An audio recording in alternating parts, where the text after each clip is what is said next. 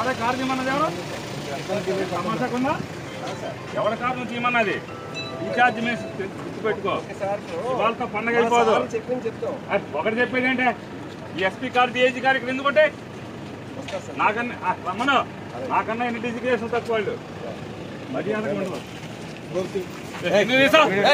అయ్యా మమ్మల్ని కొడుతున్నారు చంపుతున్నారని ఎస్పీకి ఫోన్ చేసినా కూడా మేము చర్య తీసుకుంటామని ఎవడే చెప్తే ఒక్క పోలీసు వచ్చిన వాళ్ళు లేడు.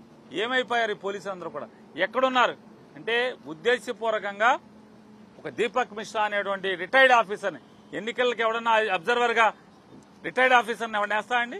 అకౌంటబిలిటీ ఏముంటుంది వాడికి బాధ్యత ఏముంటుంది? ఎవరికి అతను ఆన్సర్ చెప్పేటువంటి పరిస్థితి ఉంది? అకౌంటబిలిటీ లేనటువంటి ఒక రిటైర్డ్ అధికారిని పోలీస్ అబ్జర్వర్ గా ఆంధ్రప్రదేశ్ రాష్ట్రానికి పంపించి అతను సరాసరి ప్రతి ఎస్పీకి ఫోన్ చేసి థ్రెటన్ చేస్తున్నాడని అన్ని వార్తలు వస్తున్నాయి. ఇవాళ పోలీసు అందరూ కూడా వాపోతున్నట్టుగా విలేకరులు చెప్తున్నారు. పోలీసులు పెద్ద అధికారులు మాకు చెప్పుకుంటున్నారు. ఏం చేస్తామండి, ఢిల్లీ నుంచి ఒక రిటైర్డ్ ఐపీఎస్ ఆఫీసర్ అబ్జర్వర్ గా వచ్చాడు, అతను డైరెక్ట్ గా ఫోన్ చేసి థ్రెటన్ చేస్తున్నాడు, నేను సస్పెండ్ చేస్తాను, ఎలక్షన్ కమిషన్ కి నీ గురించి రాస్తాను, ఢిల్లీకి రాస్తాను అని చెప్పి థ్రెటన్ చేస్తున్నాడు. సార్ ఏకపక్షంగా తెలుగుదేశం పార్టీకి భారతీయ జనతా పార్టీకి లొంగిపోమ్మని చెప్పని థ్రెటన్ చేస్తున్నాడని చెప్పిన వార్తలు వస్తున్నాయి. మరి ఇంకా పోలింగ్ అయిపోయాక కూడా ఈ అబ్జర్వర్ ఇక్కడ అవసరమా అని అడుగుతున్నాను.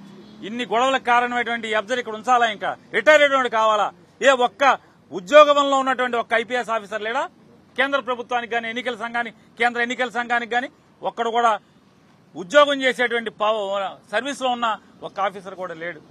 ఇవాళ కృష్ణా జిల్లా చూసుకోండి, చేతులతో టీడీపీ వాళ్ళు వచ్చి వైసీపీ వాళ్ళని కొట్టి వైసీపీ వాళ్ళు తిరగబడుతుంటే చేతులతో కొట్టుకున్న కేసులకి 307